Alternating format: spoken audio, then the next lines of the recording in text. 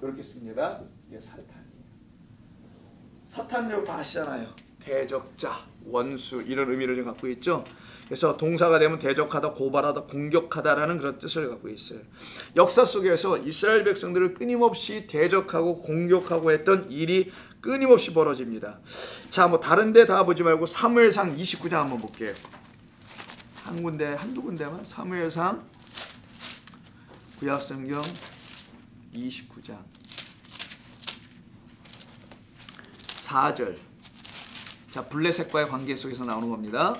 29장 4절. 459면 블레셋 사람의 방백들이 그에게 노한지라 블레셋 방백들이 자 그에게 이르되, 그는 여기 다윗이에요. 이 사람을 돌려보내어 왕이 그에게 정하신 그 처소로 가게 하소서. 그는 우리와 함께 싸움에 내려가지 못하리니 그가 전장에서 우리의 대적이 될까 하나이다. 그가 무엇으로 그 주와 다시 화합하리까? 이 사람들의 머리로 하지 아니하겠나이까. 자, 무슨 말이냐면 지금 이때 다윗이요 블레셋 진영으로 피신해 가 있어요. 정치적 망명. 근데 이 블레셋 지역이 다시 다윗의 본거지인 자기의 나라, 거기 유다 지파 그쪽을 치러 올라가겠다는 거예요, 이제 블레셋 사람들이. 근데 지금 다윗은 정치로 망명했으니까 자기 사람들하고 생각을 할 수도 있을 거 아니에요, 블레셋 측에서는. 근데 그 방백들, 중간 지도자급들이 그 왕에게, 블레셋 왕에게 아닙니다. 우리 뒤통수 칠 것 같아요. 저러다가 저 사람은 나가지 못하게 하세요. 요 얘기야 지금 상황이. 그가 우리의 사탄이 될 겁니다라는 거예요. 그러니까 우리가 알고 있는 그 사탄하고 너무 다르네요. 그럼 다윗 사탄이라는 거예요? 그러니까 여러분 사탄 개념 좀 바꾸셔야 됩니다. 대적자, 원수예요. 그럼 사탄은 공간에 떠있는 어떤 귀신, 마귀 이런 게 아니고요. 우리 인간이 사탄이라는 거예요. 성경에서는. 하나님의 그 참된 말을 갖지 못함으로 하나님하고 뭐 맨날 부딪혀. 맨날 싸우냐 하나님과. 맨날 대적해. 왜 그러냐고. 왜 그러는 거야. 이러면서 내 인생이 왜 이러니. 이러면서 맨날 부딪혀요. 이걸 대적자라는 거예요. 그런 개념으로 읽으셔야 됩니다. 사무엘 하도 한번 볼게요. 19장 22절. 496면 사무엘하 19장 22절.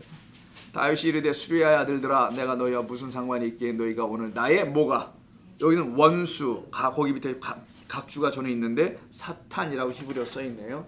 이게 사탄이에요. 그러니까 사탄이라고 계속 설명을 하더라는 거예요. 근데 이 사탄이 대적자잖아요. 그러면 이 우물을 계속 메꾸고 있는 이 블레셋이라는 존재들이 지금 대적을 하고 있는 거 아니겠어요? 끊임없이 대적자죠. 자, 이것이 시편 109편. 점점 뒤로 가서 시편 109편. 그래서 한번 좀 보고 그 다음에 신약성경 가서 한번 볼게요. 시편 109편 6절 한번 보십시오. 885면 6절.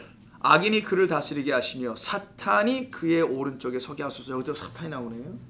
자, 이런 얘기 계속 반복되는 게 지금 신나라고 이름 지어진 이 우물판 지역에서 또 다툼으로 인하여 떠나게 되는 거예요. 자, 그러면 이 우물 도대체 뭔가, 왜 우물의 이야기가 여기가 계속 나오는 건가? 이 우물이라는 게 성경에서 도대체 뭐길래 이렇게 자꾸만 다투고 하는 건가? 왜 블레셋 이방인을 대표한다고 하는 이 본문에서 오늘은요, 그 블레셋 사람들은 아브라함과 이삭, 하나님의 씨, 약속의 후손들이 파는 우물들을 왜 계속 메꿔버리는 건가? 못 마시게 하는 거죠, 메꾸니까. 그럼 성도가 마셔야 될 그 진리의 우물, 생명의 말씀, 그 물로 우리의 기갈이 해갈돼야 되는데 목마름이, 그걸 못하게 한다는 거잖아요 지금요. 자기들은 마셔봤자 뭔지도 모르니까 마실 필요도 없다고 생각할 거. 그래서 메꿔버리고, 마셔야 될 우리 하나님의 백성들은 못 마시게 하고 있는 그 블레셋이 이방인이요. 이방인 아니에요 지금요. 하나님을 모르는 불신자들, 대적자들, 원수라는 거예요. 그걸 갖다가 성경에서는. 그러니까 우리가 말하는 원수는 우리에게 뭘 잘못한 원수, 우리 아버지의 원수, 우리 엄마의 원수, 이게 원수였는데 우리 성도가 된 이후부터는 그건 원수가 되지 않아요. 더 이상이요. 진짜 원수는 뭐냐? 바로 우리에게 거짓된 물을 자꾸만 준다든가, 그런 말씀을 준다든가, 아니면 그 진리의 우물을 아예 메꿔 버리고 있다든가, 메워버린다든가, 닫아버린다든가, 이걸 갖다가 대적이며 원수로 합니다. 이 대적과 원수의 싸움, 이 싸움의 이야기가 여러분 그 싸움 박질 많이 한다는 것처럼 나타나 있는 요한계시록에도 나와요. 이 말이에요. 그래서 요한계시록이 종합편이 되는 거예요. 모든 성경에. 9장을 한번 보실까요? 요한계시록. 유명한 말이 하나 나옵니다. 요한계시록 몇 장? 9장 1절 한번 보세요. 자, 나팔 재앙이라고 알려져 있는 그 중에서 5번째 나팔이에요. 9장 1절 다 찾아보시면 보겠습니다. 407면 신약성경 요한계시록 9장 1절 다섯째 천사가 나팔을 불며 내가 보니 하늘에서 땅에 떨어진 별 하나가 있는데 그가 무저갱의 열쇠를 받았더라. 그가 무저갱을 여니 그 구멍에서 큰 화덕의 연기 같은 연기가 올라오매 해와 공기가 그 구멍의 연기로 말미암아 어두워지며 또 황충이 연기 가운데로부터 땅 위에 나오매 그들이 땅에 있는 전갈의 권세와 같은 권세를 받았더라. 뱀의 전갈은 그들에게 이르시되 땅의 풀이나 푸른 것이나 각종 수목은 해하지 말고 오직 이마에 하나님을 인침을 받지 아니한 자들만 해하라. 이런 얘기를 하세요. 그들만 심판받는 거예요. 그들만 재앙을 받는 거예요. 이게 나팔 재앙이에요. 자, 여기서 보면 자 1절에서 그가 무저갱의 열쇠를 받고 나오는 자가 하나 있죠. 이때 무저갱. 이 무저갱이 뭐예요 도대체? 여러분 갱이라는 건 갱도라는 말 아시죠? 탄광지역에 하면 땅을 파고 밑으로 쭉 들어가죠. 그럼 지하 갱도라고 부릅니다. 그때 쓰는 게 이게 갱자예요. 그럼 무저라는 말만 아니면 되겠네요. 무저. 무저는 뭐야 또 무저. 없다. 낮은 자. 바닥이 없어요. 그러니까 bottomless라고 표현하겠죠. 영어로는. 바닥이 없는 것. 그걸 무저라고 하는 거예요. 바닥이 없는 갱도. 땅속 파고 들어갔는데 바닥이 없어. 뭐예요? 시면이라면 아시죠 여러분? 영어로 abyss. 이 말입니다 사실은. 끝이 보이지 않고 바닥이 없는 그냥 끊임없는 구멍, 끊임없는 홀. 이게 바로 한문으로 무저갱이에요. 이 무저갱의 얘기가 나오는데 이 무저갱을 헬라어로 한번 보여드리면은 프레아 아부수스란 말을 썼어요. 프레아. 네, 한글로 쓸게요. 프레아. 아부수스예요. 아부수스는 비슷하죠. abyss. 여기서 나온 게 abyss라는 영어예요. 심연, 깊은 바다. 여러분 저 태평양 심해에 가면은요 가장 높다는 에베레스트 산보다 더 높은, 더 깊은 심해가 있다는 걸 들어보셔서 아시죠? 그렇게 깊은 심해가 있습니다. 자, 그 심해를 아부스라 헬라에서 나오고 이 프레아 어떻게 쓰냐? 프레아르. 오케이. 프레아르라고 해요. 죄송합니다. 아르까지. 프레아르라는 단어가 나와요. 요게 뭔지만 아시면 돼요. 근데 지금 우리가 지금 무슨 전쟁한다고요? 우물 전쟁. 우물 갖고 싸우는 거죠. 어느 우물? 진리의 말씀을 주는 우물. 그 우물을 좀 빼앗기는 상황이잖아. 그럼 또 가서 파. 또 빼앗겨. 또 파. 이게 이삭의 삶이라는 거예요. 이게 누구의 삶? 약속의 우선 씨를 갖고 있는 여러분과 저의 이 땅에서 삶이라는 거예요. 끊임없이 파야 된다는 거예요. 그 우물을. 이거 받아가는 겁니다. 그 진리의 생명수를 마시기 위해서라는 거죠. 그래서 요 프레아라는 요 말과 어비스가 붙은 것을 우리말로는 무저갱이라고 번역했지만 사실 요 단어가 우물이에요. 무슨 우물? 바닥이 없는 우물. 끝이 없어요. 여러분 바닥이 없는 걸 우물이라고 할 수 있습니까?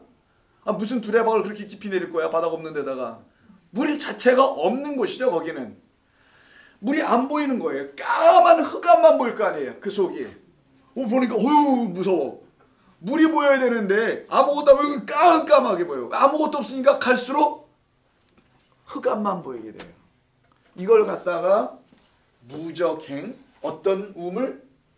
바닥이 없는 우물. 무슨 말일까요? 물이 없는 우물. 이게 무저갱이에요. 나중에 무저갱에다 던져버리죠. 마귀와 용과 사탄을.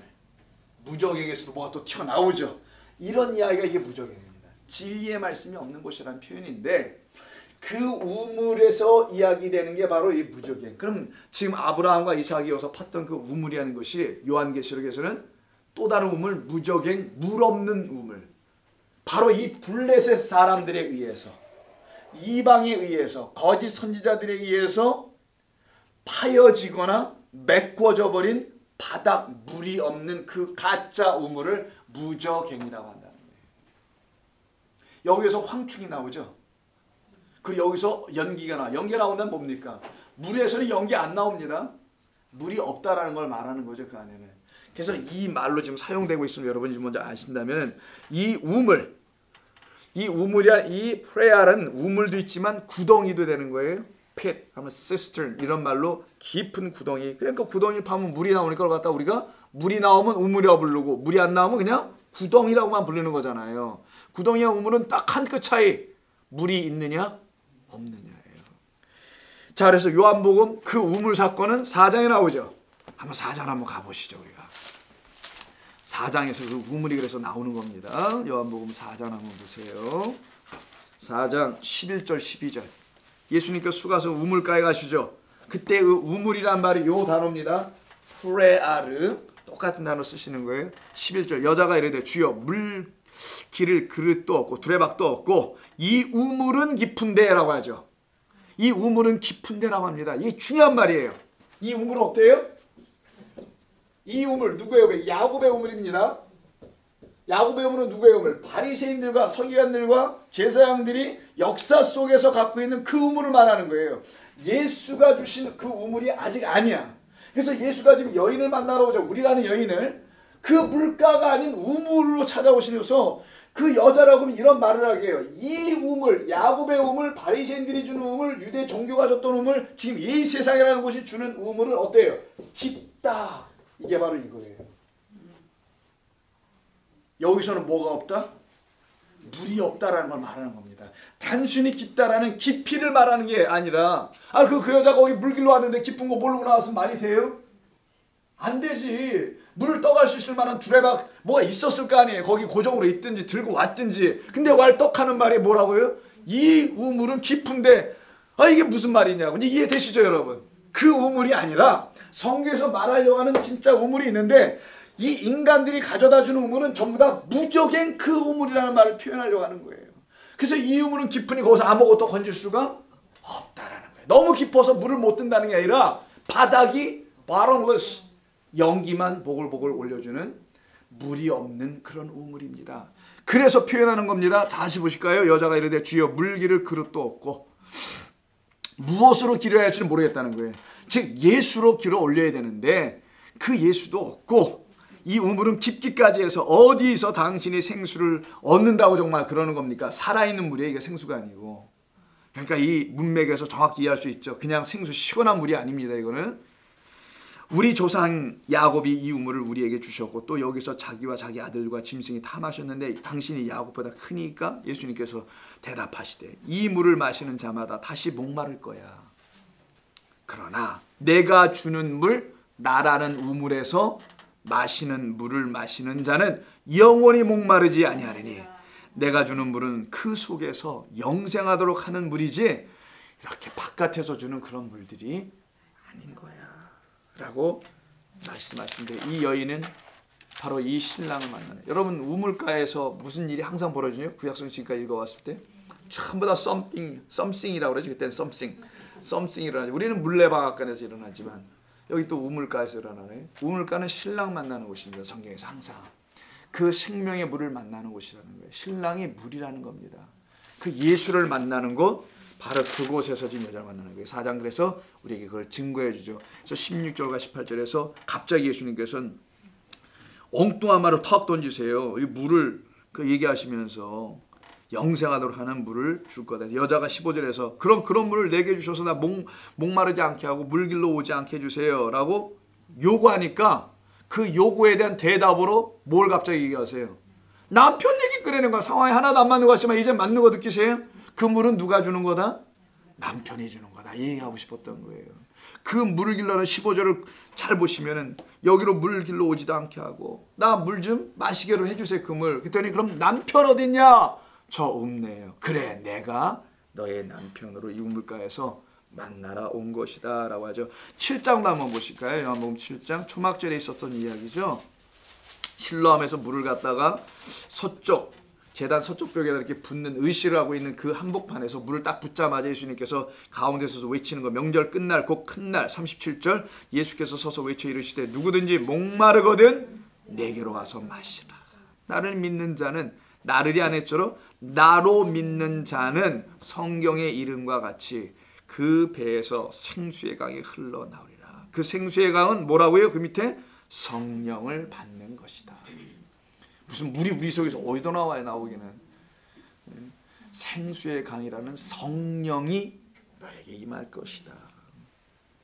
그러나 사람이 판 구덩이에서 물을 마시게 되면 그 물에는 어떤 일이 벌어지나요? 빠져 죽게 됩니다. 익사에 익사. 그 심연의 깊은 곳에 빠져요. 흑암에 빠지는 거예요. 깊은 곳에 빠져서 헤어 나오지도 못하게 됩니다. 그게 바로 우리 주님께서 하신 말. 누가복음 14장 한번 보세요. 제가 그냥 한 말이 아니고요. 누가복음 14장에 물과 관계된 이야기 하나 나와요. 14장 5절 한번 보시겠어요? 5절. 자, 1절부터 시작되는 내용인데 병을 고치시는 이야기입니다. 어떤 병이냐? 14절 1절. 안식일에 예수께서 한 비례센의 지도자의 집에서 떡잡수로 들어가시니 그들이 엿보고 있더라. 주의 앞에, 예수님 앞에 무슨 병? 수종병이라고 되어 있어요. 수종병 든 사람이 있는지라. 다른 말로 이걸 고창병이라고 합니다. 예수께서 대답하여 이르시되 율법교사와 바리새인들에게 이르시되 안식일에 병 고쳐주는 것이 합당하냐 아니하냐. 먼저 물어보고 하세요. 이번에는. 그들이 잠잠함을 예수께서 그 사람을 데려다 고쳐 보내시고 또 그들에게 이르시되 너희 중에 누가 아들이나 소가 어디에 빠져요? 우물에 빠졌으면 어떻게 할 거냐 너희들. 안식일이니 뭐니냐 할 것 없이 어떻게 할 거예요 여러분? 그냥 그게 왜 필요해 그런 게. 그죠? 생명 앞에서. 근데 이 바리새인들은 생명 앞에서도 안 하고 있는 자들도 있더라는 거죠. 곧 끌어내지 아니하겠느냐. 그들이 이에 아무 대답도 하지 못함. 여기서 지금 우물이 나오죠. 이게 또 요 단어 똑같은 크레아르라는 단어를 쓰게 되는데 이때 우물 사건이 여기서 나옵니다. 무슨 얘기를 하려고 하는 건가요? 수종병이라는 병입니다. 수종병이 무슨 병만 알면 되는 거예요. 이 여인이 지금 안식일날 회당에 와 있는데 수종병 걸려서 와요. 오늘 처음 온 겁니까? 아니잖아요. 하루 이틀 아닌 그 병을 갖고 있는데 수종병, 물 숫자예요. 물이 어느 몸의 특정 부분에 쌓여버리는 겁니다. 수종병이라는 것은 혈액 중에 액체 성분인 물이 신체 어느 특정 부분에 모여드는 거예요. 그래서 거기가 막 눈이 붓는다든가 코가 붓는다든가 몸 팔이 붓는다. 이걸 수종병이라고 해요. 수종병. 그 병, 그냥 무슨 뭐와 관계 있는 병이에요? 물과 관계 있어요. 그 여인이 물을 마셨다라는 거예요. 지금 잘못된 물을 마셔서 그 물이 그냥 몸에 꽉 채워져 있는 상태. 이걸 설명하기 위한 병으로서 수종병을 지금 쓰고 계신 거예요. 즉 바리새인과 이 율법사들에 의해서 진짜 찬물이 아닌 무정에게서 길어다준 거짓된 그 물로 마심으로 말미암아 병에 걸려서 죽어가고 있는 한 여인을 고치시면서 안식일에 물에 빠진 자들 놓고 얘기하더라는 거예요. 이해하셨습니까? 안식일에 너희 아들들, 이스라엘의 아들, 하나님의 아들들이 전부 다 지금 어디에 익사하고 있다고요? 거짓된 우물 무저갱에 빠져가지고 전부 다 죽어나가고 있다는 걸 설명하는 겁니다. 그런 너희들을 내가 안식의 주인으로 내가 와서 너희들을 건져 내려온 거야. 이걸 설명하는 사건이에요. 그럼 성경이 좀 더 이해가 되시죠 여러분? 어떤 의미로 우리 주님께서 이런 일을 하셨는지를. 그래서 그 사람을 단순히 고쳐줬다는 말이 아니라 그 사람에게 그 물을 빼버리셨다는 거고요. 참된 물 당신이잖아요. 물은 당신을 넣어주는 거지. 그럼 병에 안 걸려요. 그래서 주님께서 비유로 5절에서 아들과 소라는 것으로 제시를 하신 거고 이 우물에 익사하여 죽어있는 그들의 영적 상태를 그려 보여주신 겁니다. 너희들이 지금 이 상태에 있는 거야. 근데 너희들은 지금 누구도 그 물에 빠져 지금 죽어가고 있는 자들을 꺼내주지를 않는구나. 내가 구하러 온 거야. 그리고는 주님께서 이 땅에 보내심을 받은 그 이유가 바로 그것이라고 가르쳐 주십니다. 잘못된 거짓된 물을 마시고 죽어가는 내 백성을 살려내려오신 분. 이걸 갖다가 아까 블레셋과의 물전쟁이었죠. 이걸 거룩한 여호와의 전쟁이라고 하는 거예요. 이것이 지금 이삭의 다툼이고요. 누구와? 블레셋 이방과. 예수님께서 만난 이방인은 성전에서 하나님을 예배하고 섬겼던 유대인들이 바로 이방인들입니다. 그걸 먼저 보라는 거예요. 이미 이들의 조상 때부터 있었던 이야기였던 거예요. 어디? 예레미야서 한번 보실까요? 우물 이야기. 예레미야 때서도 예레미야 때만 있는 건 아니죠. 예레미야를 통해서도 말씀하신 2장 13절.